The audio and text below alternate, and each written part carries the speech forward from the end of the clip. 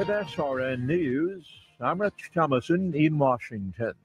Vice President Vance to guest host the Charlie Kirk Show live from the White House today, says he wants to pay tribute to his murdered friend. The Vice President's special broadcast to begin at 12 noon Eastern Time today on the Salem Radio Network and on the Salem News Channel. Meanwhile, House Speaker Mike Johnson says the assassination of Charlie Kirk may lead to a more civil tone on Capitol Hill. Thousands turned out for last night's Kennedy Center event in honor of the late Charlie Kirk. Thunderous chants of USA were heard, along with tributes to a man who made his case for conservatism with honest, open debate. He always challenged those with different views to prove him wrong. Republicans set to alter Senate rules, allowing quick confirmation of dozens of President Trump's executive branch nominees. Stock futures pointing to a higher open this morning on Wall Street. This is SRN News. So my mother is thinking of switching from Verizon to Pure Talk, but she's worried the deal sounds too good to be true. Michael, she said, how can those Pure Talk people offer me the same basic service as Verizon for so much less money? I said, Mom, go ask Google how much Verizon spends on advertising and promotion. A few seconds later, my mother said, oh my goodness, $12 billion a year? That must be a typo. I'll tell you what I told my mom. It's not a typo. Verizon spends $12 billion a year on advertising and promotion, and their customers are paying for it. Well, Pure Talk doesn't spend that kind of money on commercials. Trust me, I would know. Consequently, they can offer you and my mother unlimited talk, text, and plenty of data on a blazing fast 5G network for just $25 a month. Dial pound 250 and say the words Mike Rowe, and you'll get an additional 50% off your first month. That's pound 250 Mike Rowe. Pure Talk, everything you need and nothing you don't. Convenience just got an upgrade. Farmers State Bank of Oakley is excited to announce the opening of our brand new ATM along Highway 40, right next to Sonic Drive-In. Whether you're grabbing a snack or on the go, you can quickly access your cash without the detour. It's banking made easy, right where you need it. Farmers State Bank of Oakley, member FDIC.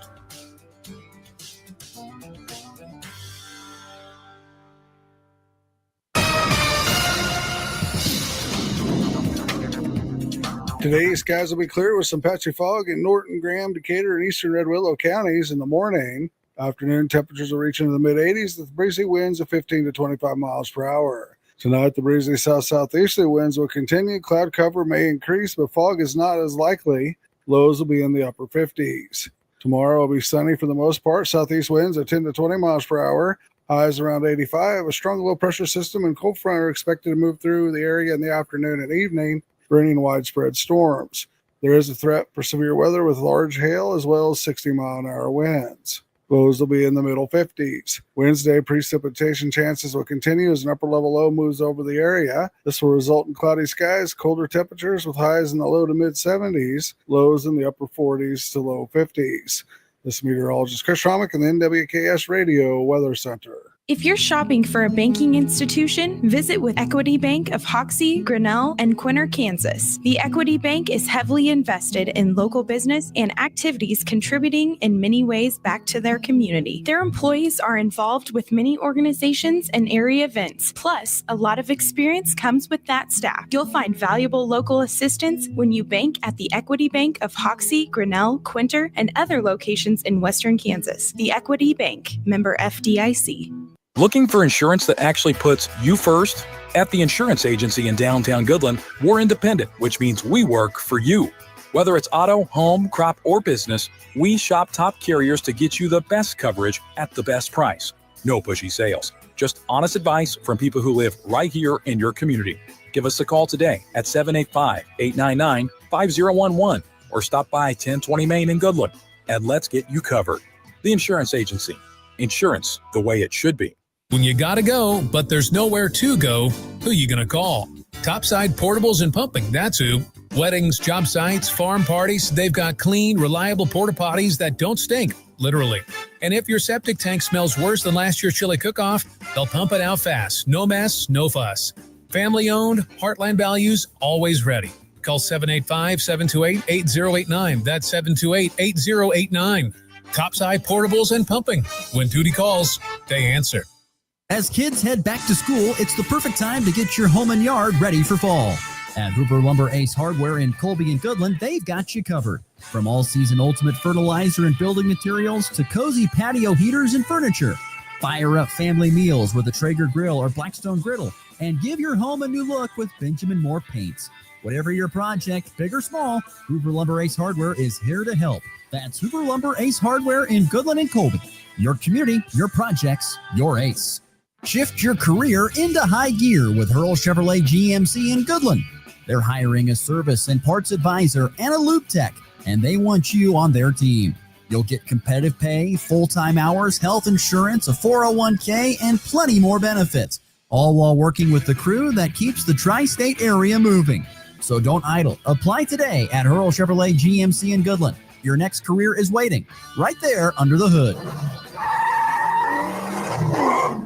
Are pests making your home or business uncomfortable? Call Pest Away in Goodland, Kansas, serving all of Northwest Kansas. They provide top-notch pest control services to keep your space safe and pest-free. From ants to rodents, termites to spiders, our expert team is here to help with effective, safe, and affordable pest control solutions. Don't wait. Call Pest Away today at 785-728-7166 for fast, reliable service. Your home or business deserves the best protection. You ready? Ready? 1, 2, 3, 4! It's time for the Morning Blitz with Ross Volkmer. The amount of money getting thrown around to quarterbacks who haven't done diddly squat is amazing to me. And Connor Schuh. He's the new guy. The High Plains only local sports talk show, broadcasting live on Goodland's Rocket 102.5 and video streaming on YouTube, Facebook, and X. Who's got it better than us? Nobody! Covering it all from the preps. He's at the 10, the 5, he dives for the end zone, he's in! Touchdown, Cowboys! To the pros. Line drive, left field, base hit! Here comes McMahon, he'll score! Ball game! The Blitz is presented by Hurl Chevrolet GMC, Hoover Lumber Ace Hardware, and F&B Bank, along with Equity Bank of Hoxie, Quinter, and Grinnell, the Insurance Agency, Pest Away LLC, Topside Portables and Pupping, and the Farmer State Bank in Oakland. Let's go to work. Once again, they'll go 4 wide receivers, a pair to each side. Back to the left of Mercado, who drops back, pressure in the face. He is sacked. Coming untouched on the outside, that's the transfer from York, Nebraska. Chase Brady on the sack. And K-State will run it here. This is Jace Brown, and Jace to the 30, 35, 40. Down the sideline he goes. 30, 20, 10, 5. Wildcat touchdown. The action fake. Backside pressure comes. Ball stripped. It's picked up. Winery at the 20, 15, 10, 5. Scoop and score. Touchdown, Huskers. Mahomes looking left all the way. Now moves to the right. Holds the ball in his hand. Gets a downfield block. 10, 5. Mahomes diving for the near front pylon. Touchdown, Kansas City. And good Monday morning, everybody. Welcome inside the Morning Blitz on Goodland's Rocket 102.5, NWKSradio.net. And, of course, the Hurl Chevrolet GMC video stream on YouTube, X, and Facebook. Thank you so much for making us part of your Monday. It's September the 15th. Going to be a nice warm one today. Temps expected to be in the mid-80s. A nice, cool, and crisp 57, but the sun is out. It's a beautiful morning here on the High Plains. And we are back. Man, what a weekend that was. Yeah, what a weekend it was. Lots of Connor, did you do anything fun this past weekend? Did you get out of the house?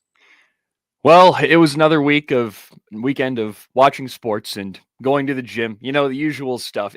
There was a great slate of games this week, so I couldn't get off my recliner. So you're a recliner guy. You got a nice big recliner at the place there. Just pull the handle back and away you go. Yeah, I'm lucky enough to have 2 of them, but I need to get an actual couch instead. Maybe toss one of them and then get the couch, put that next to the recliner. And there's a lot of layout issues in that house that I got to figure out. Here's an idea. How about you toss the recliner and get a couch with recliners in them? Ooh, the double win. That. The double win right there. You get the couch and the recliner. Well, you went to the gym how many times? Once a day? Twice a day? Once a day. I almost got bored enough and went twice in one day, but I wasn't going to do that. All right. Well, we can't get you too. We don't need you getting too jacked on this show. You may not fit on the screen, so we got to be careful on that kind of stuff. But anyway, glad you're with us here on this Monday morning. We got lots to get to on today's program. It's a typical way that we start each week. It's time for weekend winners and losers. There are two kinds of people in this world. There's winners and there's losers. Which ones were which this past weekend? I want winners. Loser! You're a loser! It's the weekend's winners and losers on the Morning Blitz. Want to be a winner, be a winner. So today, no Nick Athen. Nick is out. He will be back next week. So we will not be talking NFL with Nick Athen, although it would be, once again, a great weekend to have Nick on to discuss some interesting topics. But we'll try to cover those as best we can here in Weekend Winners and Losers. And so we're going to start with just winners here in segment number one. I actually have more losers than I have winners at this week. But what do you got for winners this weekend, Mr. Schuh? Well, first, before I go on with my list, got to shout out the Colby Eagles. Got the win this weekend, 34-25 over Holyoke on homecoming weekend. So that's a big win, but they are not my first winner of the weekend. You see the C on my cap. That represents my first winner. That hat has brought more drama already to my life than I thought it would. It's pretty funny. Our former co-host Max texted me one day and goes, "There's a Cleveland guy in my old spot." I said, "Yes, there is." Hey, well, they're separating themselves from the Royals right now. And you take a look at those standings. Cleveland only sitting 2.5 games back of the Astros in that last wild card spot, 2 back of the Rangers that are between them.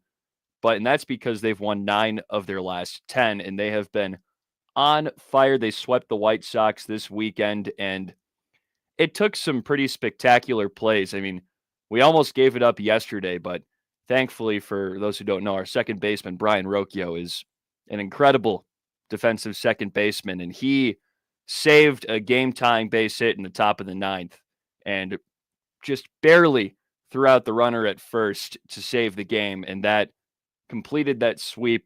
I think vibes are very high in Cleveland right now. We got a complete game shutout on Friday from Tanner Bybee.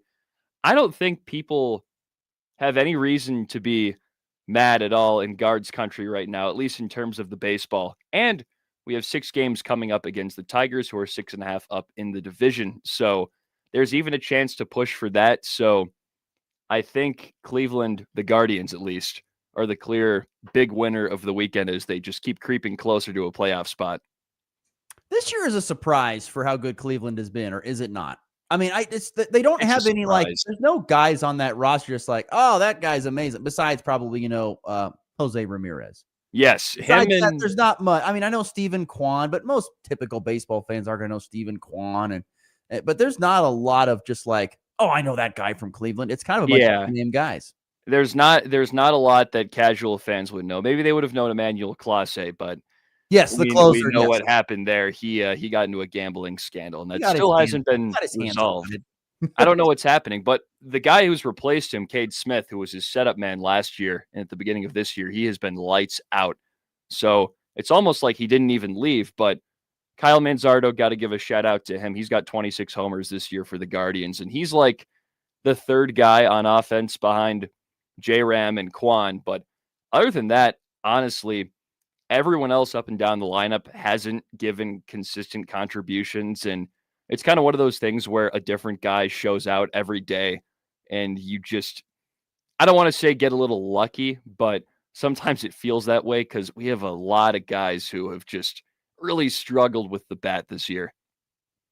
There you go. Weekend winner number 1 from Connor Schuh. I'm going to go local here and give a shout out to a couple of area high school volleyball teams that I think deserve some praise. Shout out to the Cheyenne Lady Cougars and the Oakley Lady Plainsmen, who pick up some big wins this past weekend. Cheyenne taking home the Gove County Classic for what I would believe is the first time in the program's history that they have done it. They have never won the Gove County Classic, but Cheyenne gets it done. They have one of the best athletes in all of Northwest Kansas, and on the female side, maybe one of the best in all of Kansas in Taylor McCarty. She's a phenomenal athlete, has lots of Division I basketball offers despite going to tiny little Bird City Cheyenne, but she's also a very, very good volleyball player, and she and her team take home a tournament championship there in Colby at the Gove County Classic this past Saturday. They only have one loss on the season. They're like 9-1, 10-1, somewhere in that record range for Shiloh. And then Oakley Volleyball with another very good performance at the Waukene tournament that they competed in this past Saturday. The Lady Plainsmen are having a phenomenal season to this point in time. They have not lost a match yet. They are unbeaten. They are sitting at, I believe it is, I'm going to say probably 11, maybe 13-0. Haven't lost a match. They are really, really good.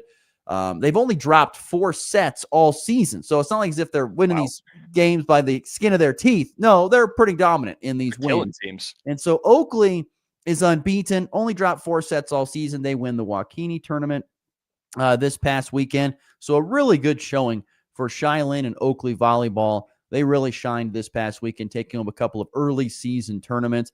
And kind of on the local volleyball side of things, an interesting thing to stack off of Shiloh. But today, Goodland and Shiloh go to McCook, Nebraska for a triangular. And that ought to be a very interesting try, because when Goodland and Shiloh face off, those are going to be a couple of teams that you've either not lost or have only lost one match.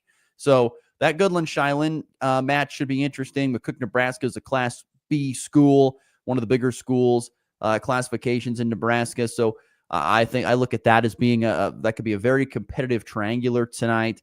Colby Volleyball is in action tonight at Hill City, and Wheatland Grinnell has a triangular Triplanes Brewster in Rollins County. But quickly, a shout out to first and foremost Shiloh and Oakley on their fantastic starts to the season and their early tournament victories this past Saturday, my first winners of the weekend. So Shiloh and Oakley Volleyball, congratulations, ladies, on a great season. What else you got for winners? Only dropping 4 sets. That's nuts. That is nuts. But going to my second winner of the week, I think I'm looking at the Indianapolis Colts. Unfortunately, in spite of the Broncos, who just they got a real tough break. There was that late that leverage penalty. One of the guys on the line for the field goal defense team touched the long snapper, which is a penalty. So the Colts kicker, Spencer Schrader, initially missed the 60-yarder, but they advanced 15 yards in the penalty, and he just drilled the 45-yarder to get the victory. And overall, the Colts played a pretty complete game. Jonathan Taylor had 160 yards in the ground, had a receiving touchdown as well. 31 fantasy points for your boy. So there you go. Big win for Ross Volkmer, too. Right. So Daniel Jones showed out as well. He played pretty well in week 1 against the Dolphins. And I'm like, it might be a fluke, but no, over 300 passing yards, a passing touchdown, and he ran for one. So I'm sure the Colts are very happy to see that after it felt like they were drowning in their quarterback situation last year with Joe Flacco at first playing fine, and then Anthony Richardson just not really living up to expectations. But Daniel Jones has kind of taken them into some sort of relevancy early on. Last year it was Sam Darnold who resurrected his career for a new deal now in Seattle. And by the way, they picked up a win yesterday over the Steelers. But now to me, and last year I said I think Sam Darnold should have won Comeback Player of the Year, but it doesn't go for that. It goes for guys who are injured. But I would thought Sam Darnold should have won Comeback Player of the Year and I'm going to say the same exact thing this year, at least for 2 games. Daniel Jones, Comeback Player of the Year. Daniel Indiana Jones, as he should be known. Daniel Indiana Jones. I can't believe no one said that yet. Chris Berman has. I steal it from Berminator. But Daniel Indiana Jones. He, in my opinion, he's front runner for Comeback Player of the Year in my personal awards. I mean, the resurrection of a career that was really bad in New York. Well, I don't want to say really bad, but it was not good. Okay year. It was not good in New York, minus 1 year, like you said. So, yeah, good for him. I mean, geez, coming in and going with an offensive coordinator that knows how to use him correctly, and he's got a great running back and a pretty good offensive line in front of him. So, yeah, credit to the Colts. That was a nice win, which should have been a loss. I mean, it stinks if you're a Denver Bronco fan, which we'll get to more of that here in a little bit. But yeah, nice win there for the Colts for sure. Thanks to Daniel Indiana Jones. We called the dog Indiana. All right. We move on here on weekend winners on this morning. We're splitting up weekend winners and losers. We'll do losers in the next segment. As we get to my weekend winners, I got to give a local shout out just because it's something I have not seen in my time of covering it. But Goodland Cowboy football rushing attack this Friday night gets a winner of the weekend. Goodland Cowboys ran for 400 combined yards in the win over Southwestern Heights. Wow. I don't know if it's never happened in my tenure of following the team. I've never seen the Cowboys run for 400 yards. I've seen them get to 200. I don't think I've ever seen them get to 300. But I saw him go for 400 in the win against Southwestern Heights, a 68-0 romping of the Mustangs. Two guys ran for over 140 yards and 3 touchdowns. Connor Collette, the sophomore big back, and the speedster Chayton Goodwin. Those guys ran for over 140 yards, 3 touchdowns. Collette had 144, and Goodwin had 189 unofficially in that win against Southwestern Heights. It was a ball game where the Cowboys had to start a freshman quarterback because their original starter, Jackson Miller, out with a shoulder injury for a couple of weeks. So they had to start a freshman. And I think I was told offensive coordinator Chase Toplip went to the offensive line and said, guys, I do not want to have to throw the ball 20 times with a freshman quarterback. I need you to make room for these running backs. And they answered the call. They went out there and paved the way for a 400-yard rushing performance, which I wrote in my notes has to be at least close or is a program record. It's got to be. I mean, 400 rushing yards almost never happens at generally any level. I mean, you see it more often than in high school than anything, but yeah, that's a video game number. Right, it was impressive, and honestly, it was an all-around dominant performance from GHS. It really was. I was blown away by. I mean, Goodland played well, but Southwestern Heights, you could just tell, was a team that is struggling with numbers, struggling with injuries, struggling with a lot of things, frustration, all kinds of stuff. But the Cowboys took advantage of it and were very dominant in that win. Defensively, they were great. They held Southwestern Heights to under 100 total yards of offense. I mean, it was a complete butt whooping up and down the field. And so Goodland Cowboy football winner of the weekend, but particularly that offensive rushing attack. That was impressive. I thought also was impressive was Colby getting a win over Holyoke. A lot of people thought that Holyoke was going to be a very tough opponent to beat. Colby gets the win, first win of the season. Same for Goodland, too, by the way. Yeah, and it wasn't a particularly easy one. It was a little back and forth in that first half, but once the third quarter came around, it seemed like Colby kind of pulled away. Maxon Smiley, the sophomore, another 4 touchdown passes. He continues. He's got to be leading the state or pretty darn close to it with 8. I'm sure he is. The stats aren't updated in Max Prep, so you can't quite see yet. But they're always not fully there either. So you don't know. Some teams don't put stats on, so you just don't know. It's a best guess estimation. The nature of high school football. I mean, you're relying on somebody to put in those stats. Sometimes it doesn't happen, but not in Iowa. You know, Iowa has it figured out. Iowa, it is a law. It is a rule within the high school activity that you have to put stats out. Really? There have to be stats in Iowa for football. Anyway, I'd love that rule to be put out here. But anyway, go ahead. Yeah, but he looked really good. I mean, it seemed like him and the rest of that offense were a little, I guess, off their game in the first quarter. Holyoke was forcing a ton of incompletions and a couple 3-and-outs early on, but it seemed like they just snapped it on instantly. And I think the thing that impressed me the most is in week 1, Colby had double-digit penalties, and a lot of those came on the defensive line. I think they got flagged twice, maybe all game. They played really disciplined overall, and it seemed like a different football team. It's called coaching, I think is the word you're looking for there, coaching. Shout out to Ryan Mosier. Thank you, Coach Mosier. So, yeah, that'd be some good coaching there. But 34-25 win for Colby. Some other scores and some fun stats from football this Friday. St. Francis gets to 2-0. It's been the first time in a while that the Indians have gotten to 2-0. They shut out Wheatley-Grinnell 47-0. Quarterback Lucas Riley threw for 196 and 3 touchdowns. He ran for another, so 4 total scores for Lucas Riley. Running back Lane Todd had 2 rushing scores for the Indians and a 47-0 win. Cheyenne, they fell to Idalia, Colorado, 75-30. Decatur Committee rolled Dighton 56-16. Tri-Plains Brewster with a loss to Moscow, 57-30.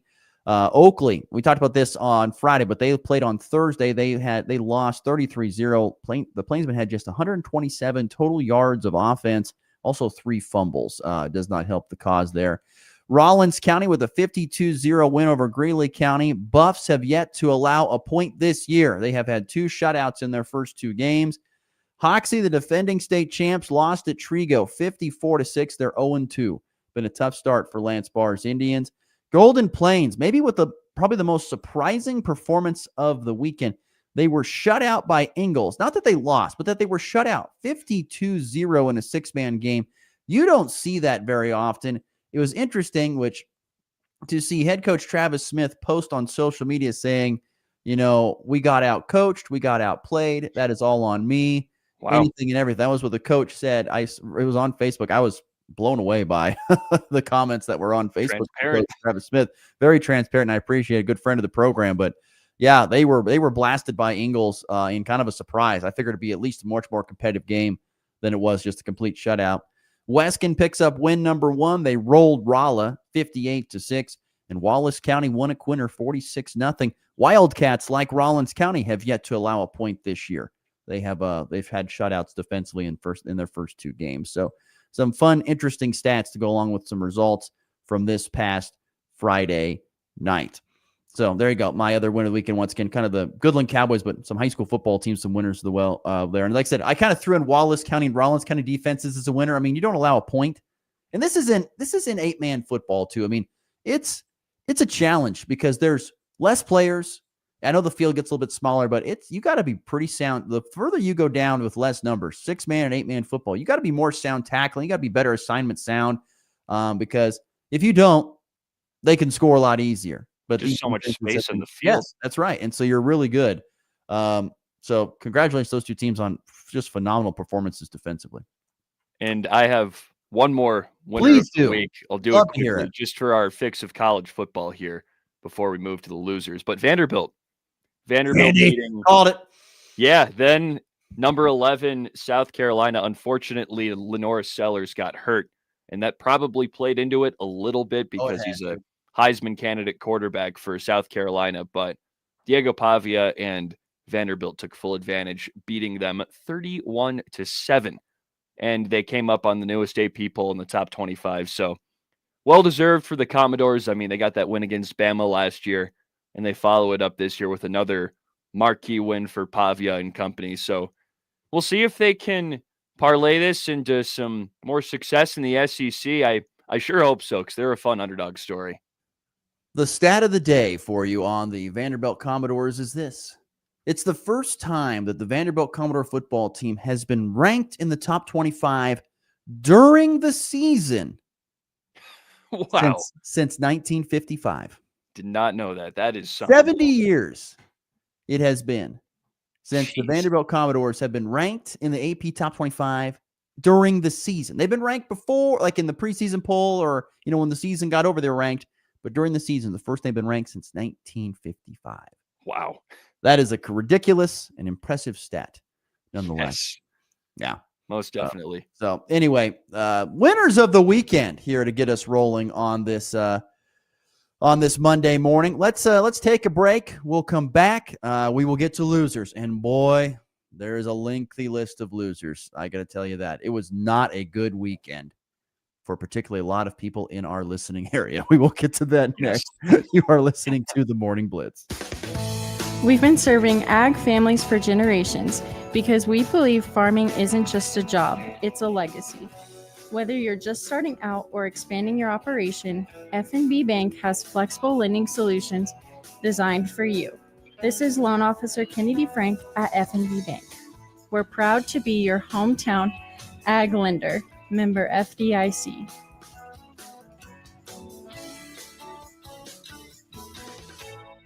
Looking for insurance that actually puts you first? At the insurance agency in downtown Goodland, we're independent, which means we work for you.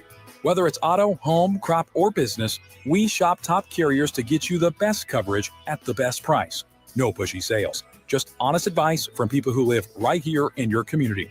Give us a call today at 785-899-5011 or stop by 1020 Main in Goodland, and let's get you covered. The Insurance Agency. Insurance the way it should be. It's time for a check of the markets with the Anderson Trade Group on the Kansas Farm and Ranch Radio Network. Good morning, Jared Law with the Andersons in Overland Park, Kansas, with your morning market update. It's Monday, September 15th in the overnight session. East corn down 4 1/4, 425 3/4. March down 4 1/2, 442 3/4. May down 4 1/4 at 452 3/4. December 26 down 3 at 466. Soybeans on the November up 1/2 cent, 1046 3/4. Jan up 1/4 cent at 1065 1/2. March down 1/4 cent at 1080. KC wheat on the December unchanged, 514 3/4. March down 1/4, 534 3/4. May up 1/2 cent, 549 1/2. July up 1 at 562 1/2. Chicago wheat up 1 1/4 at 524 3/4. March up 1 penny at 542. Feeder cattle finished last week at 350 40 cents. Live cattle 229.97 1/2. Lean hogs 97.12 1/2. Crude oil futures up 31 cents a barrel at 63 even. Gold futures down 11.30 an ounce at 3,638.10. Silver down 13 7/8 at 42.25. U.S. dollar index up 7 points, 97.61. Dow futures up 102, 45,956. S&P futures up 21, 6,609 1/2. Need to move any cash, green, or want to talk about risk management, you can reach out to myself, Jared Law, Tom Sluter, or Tyler Gosch, 913-748-3000. If you're out in Colorado, you can reach out to John Hankey or John Stiles at 970-744-4484. The Anderson Trade Group, proud market partners with Kansas Farm and Ranch Radio. Find out more at andersongrain.com. The risk of loss through trading futures and or options is substantial, and each investor and or trader must consider whether this is a suitable investment. Past performance, whether actual or indicated, is not indicative of future results. The Anderson Trade Group has no guarantee that the advice given will result in profitable trades. At Hogemeyer, our pride is homegrown.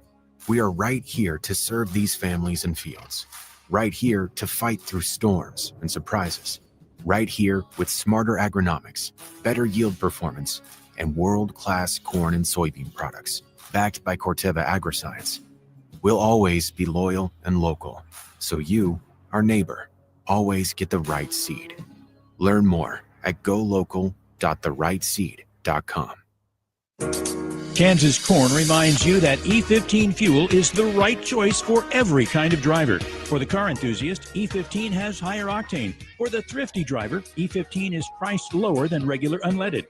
For the nature lover, E15 provides cleaner air. For the shopper who buys local, E15 has more ethanol from our Kansas corn farms. Choose E15 for a higher octane, lower price, and cleaner American fuel. This message from the Kansas Corn Commission. Learn more at kscorn.com. Want to be part of the Morning Blitz? Sometime I'll give you a piece of my mind, like right now. Send your thoughts to the F&B Bank text line at 785-899-2222.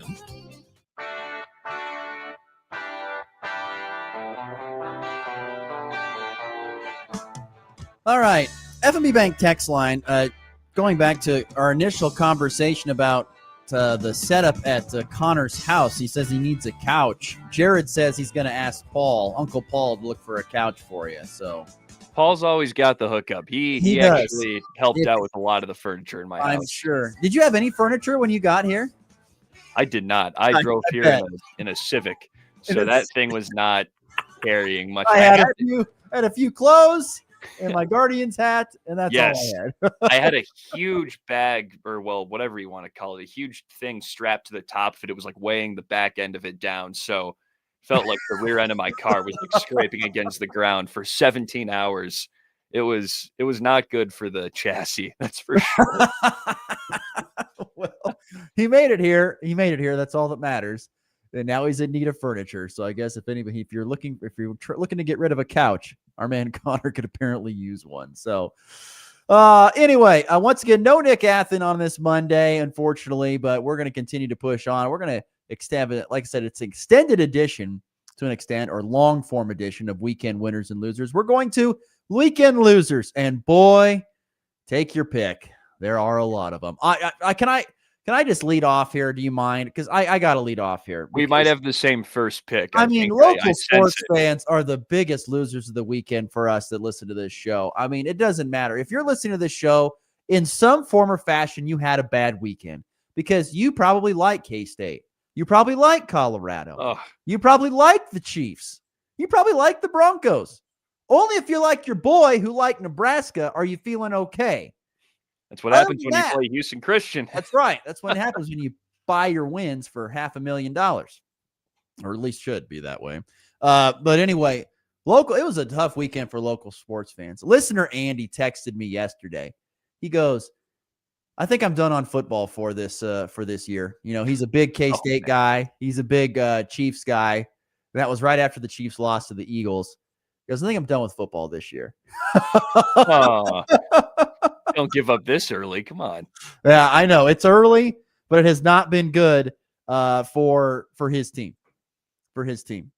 Not been good at all. So no doubt about it. Like I said, I got to throw local sport. I don't know who is the biggest loser of the weekend. I don't even know for sure. But especially on the local sports side, I don't know who the bigger one is. I mean, it could be the Broncos because they probably should have won, but they blew it. So that's probably one thing that should have happened. It could have been Broncos probably because they could have won that game. Everybody else, I don't know. Chiefs, that was a stinger of a loss to Philadelphia. Probably could have won that if you made a few more plays, but didn't. Colorado got spanked by Houston. I mean, just pretty much beat up. And so did K-State. I mean, wow. I think I'm going to go to Kansas State because this was, if you visit with any Kansas State fan, they're like, this was the year we were supposed to go and compete for a Big 12 title. We're supposed to be possibly playing for a Big 12 spot to be in the playoff. All this is true. And it ain't happening this year, boys and girls. Kansas State got annihilated by Arizona.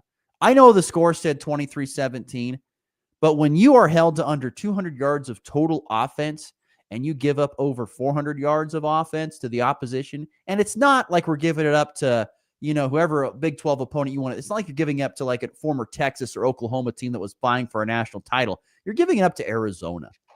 This is a problem. I mean, this team looks lost, so lost. And, I've always been a proponent of Chris Kleiman, the head coach. I've always thought he's a really good coach. He does things the right way, but there is something that is wrong, whether it's the new OC, the new O-line coach, Connor Riley leaving has left this K-State offense in particular just looking lost. Matt Wells doesn't know what to do, and they're getting dominated because of it, because their defense cannot. K-State is built to score more points. Their defense is not going to be pitching shutouts every single weekend. They're going to give up some points. So K-State's offense has to score some points.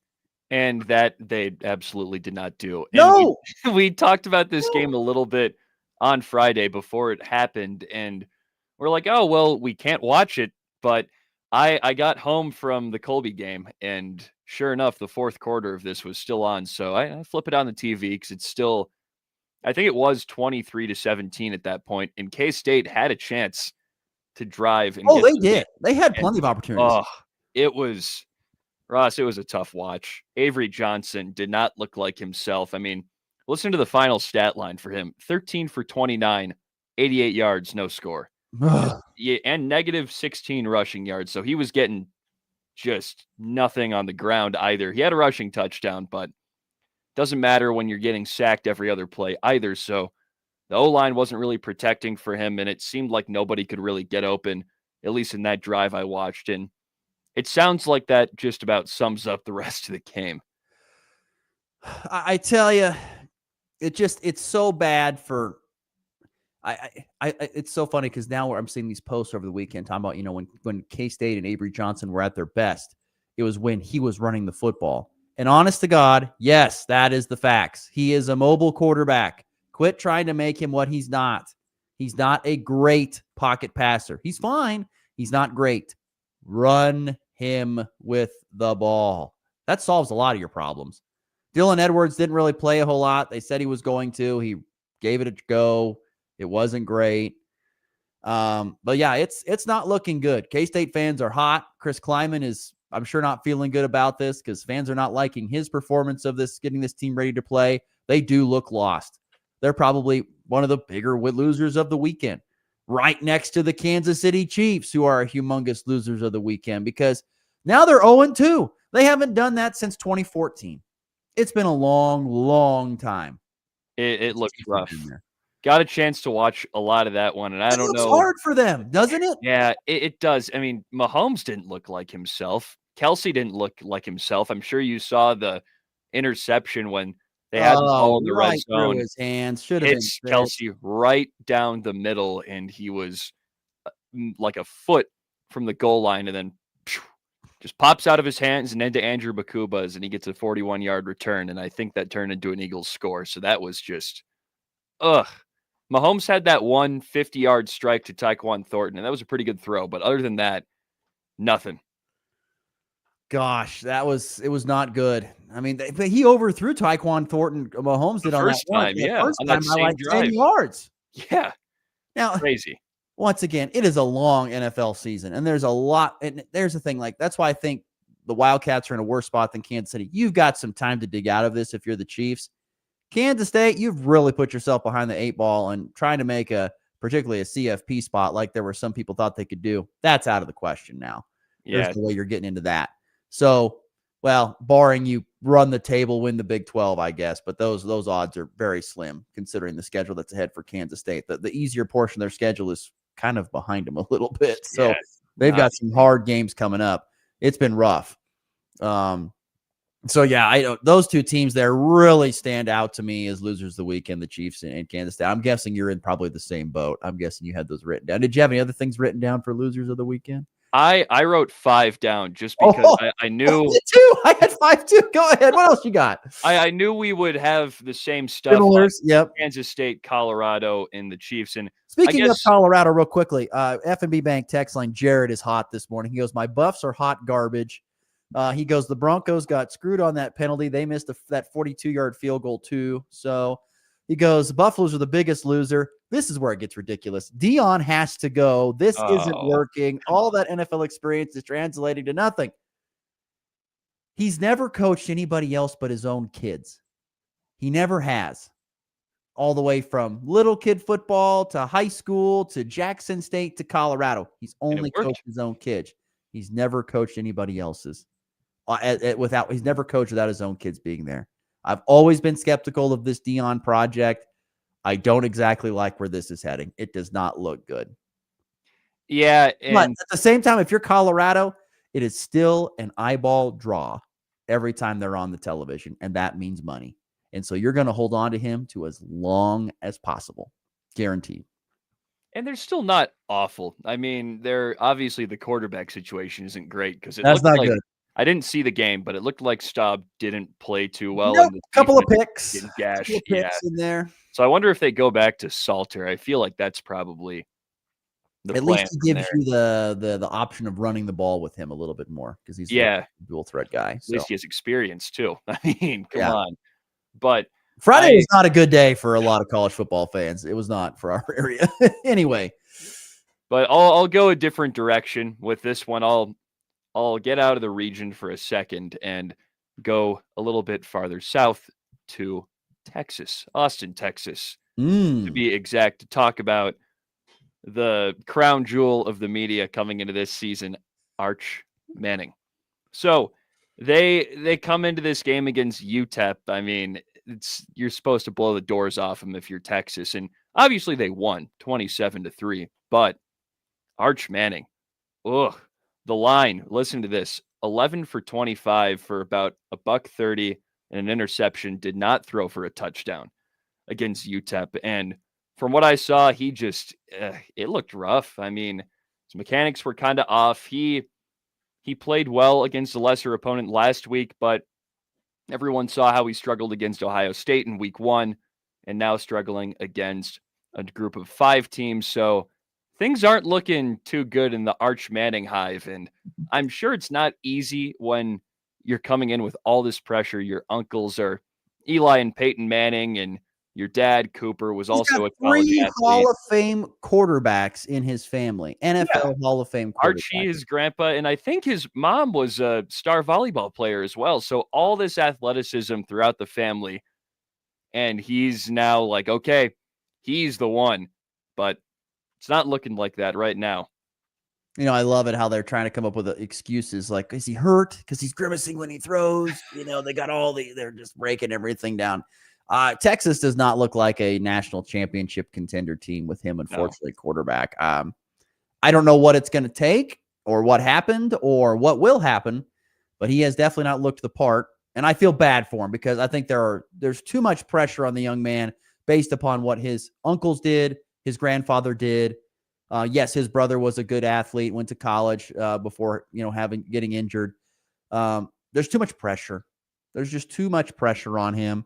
He played at a lower level school in New Orleans. It wasn't like he played at the upper level divisions. Not that matters a whole lot, but he played kind of a smaller school and dominated smaller competition. I don't know. We'll see. I wouldn't give up on him yet. It's still got a long runway. Yeah, it's way too early. There's no way he's they were talking about, he could be gone after this year and go to the NFL. I don't think that's happening. He needs another year. Needs a lot of a seasoning to that steak. I've got some more losers here. I'll run through some quick ones. It was not a good weekend for more regional fans. Kansas City Royals is a bad weekend. I mean, they end up dropping 2 out of 3 to Philly. They've lost 6 of 8. Their percentages of making the playoffs is less than 0.1%. Their backs are squarely against the wall. They've got a week. They open up a series tomorrow against the Mariners. They have to sweep to have any real shot, I think. If they don't, it's over. You lose one of these games, I think it's done. They need the Guardians, the Rangers, and probably the Mariners and the Astros to all just completely fall apart after this point. So they need a perfect last stretch. Yeah. I mean, when my Diamondbacks have a better chance of making the postseason than they do, that's saying something right now. And I'm telling you, it's bad. Royals not good down the stretch. How about Notre Dame football? Loser of the weekend. 0-2 for Notre Dame. A botched extra point hold. It was a Tony Romo situation by Tyler Buckner.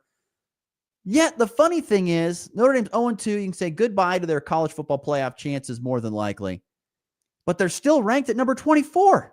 When's the last time you saw an 0-2 team ranked 24? Now I know they've lost 2 games against ranked opponents. Yeah, it's been incredibly close. So that's why they're still there. I see people up in arms about that, but yeah, that's the only situation I think you can see an 0-2 team still in the top 25. But if they lose another one, I think the chances are squarely done for them. Yeah. What other losers you got? You got a handful of them, you said. So Kansas State and Colorado were also on my list, but we went over that. My other one that we haven't talked about is J.J. McCarthy. Oh, yeah. J.J. McCarthy last night. He had a good drive to finish out the first half. It didn't finish in points, of course, but him and his Vikings only scored 6. He threw a couple picks, was 11 for 21, just dreadful stuff. It's like you'd see him flash the potential here and there. He'd make a nice throw on the run, and then he'd just chuck one into double coverage, and it'd get picked off. He struggled. I mean, the Falcons are a fine defensive team. They're not the greatest, but he made them look like those Bears teams from the 80s. Their center Ryan Kelly got hurt or concussed, and so he was out. They had to go with the backup center, and usually your center helps set protections and things like that. I wonder if that had anything to do with it. McCarthy, I'm sure, has not looked great, and I don't know if I ever really thought he would be. Once again, it's very early. Game manager in college. That's what he is. That's what he was. He was a guy that handed the ball off to Blake Corum and to Donovan Edwards, who ran through everybody, including Ohio State. Ran through everybody. They cheated. Ran through everybody with that powerful offense. And then he just was asked, because when they had to bring 8 guys into the box, you just got to beat 3 defenders with 3 wide receivers. You can do that, can't you, JJ? Yeah, I can do that. I mean, the NFL is much more sophisticated, much more complicated. I don't know if I really see this working out, despite Kevin O'Connell being a brilliant offensive mind and quarterback coach. But it is still early, and it's only his first year starting. He's going to have these rookie issues. Even though it's his second year, it's his first year starting. I'm not going to jump ship on him yet, but I don't know if I love the direction of it. Sometimes you see guys give up on first-year quarterbacks like that, though. They might give him the Josh Rosen treatment and just cut ties after one. A couple more losers of the weekend for me. Deshaun Foster and Brent Pry. Head coaches at UCLA and Virginia Tech were let go on Sunday after they combined to start 0-6. Things do not look good for UCLA. Everyone thought maybe because they got Nico Amaliviava to come to them that they might look good. It has looked worse than it did last year, honestly, for them. And Virginia Tech's Brent Pry, I think he had like 16 wins over 4 seasons. Yeah. The thing that I see, I never like firing coaches early. And don't even really firing and early. I mean, not only in the season, but also when they hardly had any time. But here's the thing. Brent Pry had a $6 million buyout. That is easily affordable in today's economy. $6 million, not like the $40 million you'd have to pay to get somebody else out the door. So that for Virginia Tech makes sense. And Deshaun Foster, he was set up to fail from the very beginning. The question I have that I'll be intrigued to see is who will they be getting? And I'm not saying we have to answer that question today, but who will they go after and who will they bring on to be the head coaches? That's where I will be intrigued. Isn't Jimbo Fisher still floating around there somewhere? Jimbo's there. John Gruden wants to get into college football, apparently. Ooh. So we'll see. I don't know. Once again, there's no doubt that the UCLA job is way more attractive than the Virginia Tech job because of the amount of money that Big Ten receives. I agree with you that I don't think that's on Foster, though, because I think he might be getting scapegoated a little bit. He is. Nico Amaliviava looked rough because that was the only game on after the K-State game on Friday. So I turned that on and then they're playing New Mexico. They might be up by a little bit. No, they got beat by 25 and Nico just looked horrible. Where is Eric Bieniemy at right now? I think he's a coordinator at a college. I'm pretty sure. Eric Bieniemy, where is he at? Because he was at UCLA. Oh, is he with the running backs coach for the Bears? There we go. He's with the Bears running back. Well, that ain't going very well either. So, but I mean, I don't know. You can say what you want. Eric Bieniemy had that offense going in some decent direction last year for UCLA, and he left to go be back in the NFL. So, yeah, I don't know. That was not good for the weekend for those guys. And I always love it when I can use this. Some breaking news this morning on the Blitz. Any fantasy owners of Joe Burrow are losers of the weekend, including your boy Connor Schuh. He looks to be out 3 months with some really bad turf toe. 3 months out. That's rough. I love Joe Burrow, and he is unfortunately the guy has been injured so much. Even though I think he's unbelievably tough, the Bengals need to invest in defense and offensive line, and they just don't do it, and it's really hurting them. Really, hurting them. Some say they need to invest in a new field too, because there's been questions like a lot of their stars throughout the years have had injury troubles, and some are saying it's because of the field. I don't know how true that is, but it could be a thing. Everybody loved the turf. Everyone loved turf for a long time. And now as we've gotten, more years on it, people are like, I just think it's better to go back to grass. It's better for safety, softer, all that kind of stuff. So heck, this is way nicer than the stuff they used to play on in the 80s. They used to play on a basketball floor with a piece of thin carpet on it. Remember? I mean, you don't remember that, but it was pretty darn thin. Oh, I remember. So anyway, any more losers? We got to get out. We got to get to break. The only other one I had was the Chiefs, and we covered them. Oh my gosh. Rough. Yeah. It was a rough weekend. Very, very rough weekend for a lot of our fans. Real quickly here. Let's see here. Want to get to some things here a little bit. Jared is he lights up the text line every single morning. I appreciate you, Jared. Talk about McCarthy, or what Chris Collinsworth thinks McCarthy is he's the next coming of greatness. UCLA is going back to the Pac-12 or the Big Sky. No, they're not. Yeah. No, they're not. They're not going back there. Let's see here. Someone talks about Miami Hurricanes. They did have a great win over USF. They were dominant. There's no doubt about that. I was going to mention USF, but I kind of felt bad. I didn't want to mention them as a loser. Michael's crying in his bed. And my boy Steve from Binkelman, he says it was a great weekend. I like the Huskers and the Colts won, so I'm good. And then Drew on Facebook chiming in on our comments here on YouTube, or on Facebook, excuse me, because I'm a Chargers and a KU fan. It was a great weekend. He does have a prediction, as Drew says. He says K-State will be lucky to get 5 wins. Bold prediction. The question for you, Drew, being a KU fan, will they beat Kansas again? That's the question. Will they, or will KU finally end that awful losing streak to their in-state rival? All right, well, let's take to a break. We'll come back. Leftovers, and there's still plenty on the plate to get to next. You're listening to the Morning Blitz. This season, the Mile High Magic is live on Rocket 102.5. Every hit, every pick, every end zone dance, we've got it all. 5-man pressure. Rogers hit before he throws it. Sacked. P.J. Locke bounced up into the air, bounced again, and then caught by Devon Vele. Touchdown, Denver. Brought to you by Vince's GM Center, Proxy Feed Yard Imperial Beef, Simpleman Jewelry, Tubbs & Sons Ford Sales, F&B Bank, and Hurl Chevrolet GMC. your home for Denver Broncos football. Rocket 102.5. Shift your career into high gear with Hurl Chevrolet GMC in Goodland. They're hiring a service and parts advisor and a loop tech, and they want you on their team. You'll get competitive pay, full-time hours, health insurance, a 401k, and plenty more benefits, all while working with the crew that keeps the tri-state area moving. So don't idle. Apply today at Hurl Chevrolet GMC in Goodland. Your next career is waiting right there under the hood.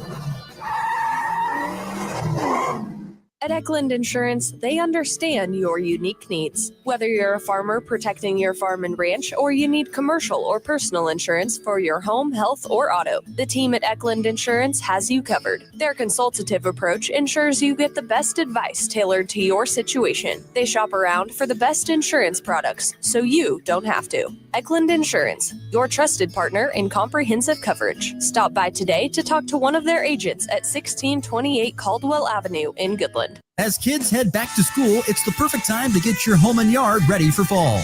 At Hooper Lumber Ace Hardware in Colby and Goodland, they've got you covered. From all-season ultimate fertilizer and building materials to cozy patio heaters and furniture. Fire up family meals with a Traeger grill or Blackstone griddle, and give your home a new look with Benjamin Moore paints. Whatever your project, big or small, Hooper Lumber Ace Hardware is here to help. That's Hooper Lumber Ace Hardware in Goodland and Colby. Your community, your projects, your ace. From the locker room to your morning commute, it's all sports, all the time. That's what I'm talking about. Sport! On the Morning Blitz.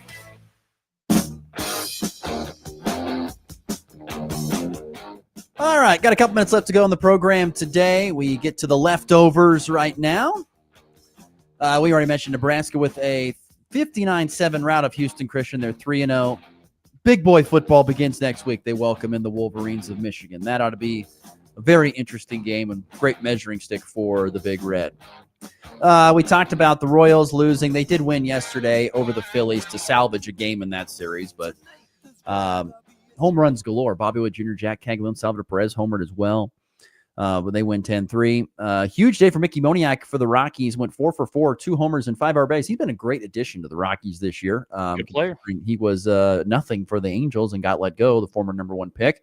But the Rockies fell 9-6 to San Diego. They lost that series 2-3. They're both off today. No baseball today on the radio waves of NWKS Radio.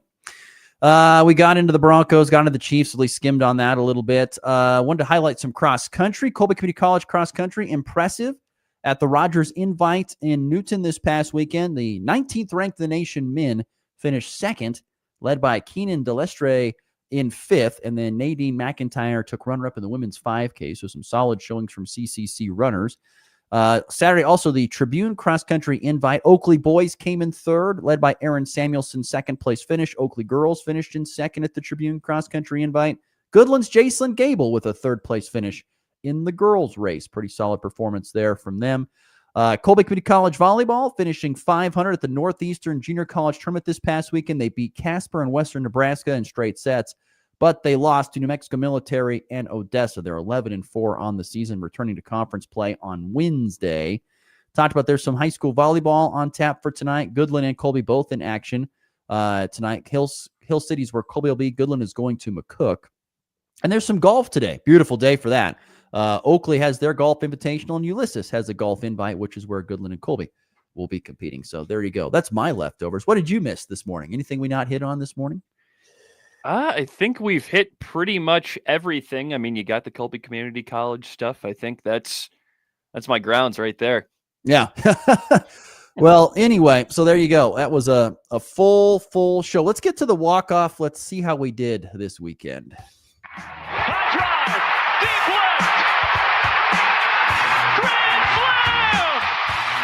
And back lifts his ball deep to right. How about a walk-off Brady? Thomas to the 10. Diggers going on to New England. They win it on the Mahomes flings it. It's there. Hardman. Jackpot. Kansas City. I don't know about you, but we made our picks this past weekend. I'm giving you this hat. You're going to track our picks throughout the season, so you're going to have to start tracking this stuff. But I'm just saying that I went 2-4 this weekend. I think I had Nebraska beating Houston Christian, but other than that, I lost the K-State, the Colorado, the Chiefs, and the Broncos. Lost all those games, but I think I predicted that Ohio would cover the 31.5, so I did get that right. So I'm taking 2-6 on the weekend picks. That was scary. I mean, I think I went the same because conversely, I got the Chiefs Eagles game correct.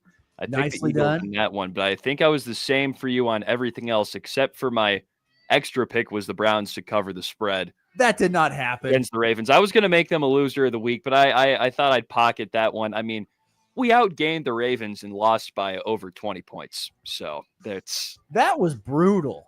Just another mistake-filled game where we held Derrick Henry to 22 yards and we lost. How about that? Not just lost, got handled. Got clobbered, even though that was rough. I turned the TV off in the middle of the fourth quarter. I was fed up. Thank goodness for the Guardians, I guess. Thank goodness for the Guardians. Absolutely. And I guess Ohio State beat Ohio, even though they didn't cover. It was scary. I mean, it was a one-score game in the third. Telling you, that Ohio team, look out, man. They're good. They They're mean really business. Good. Your mom's got to be proud. I'm sure she is.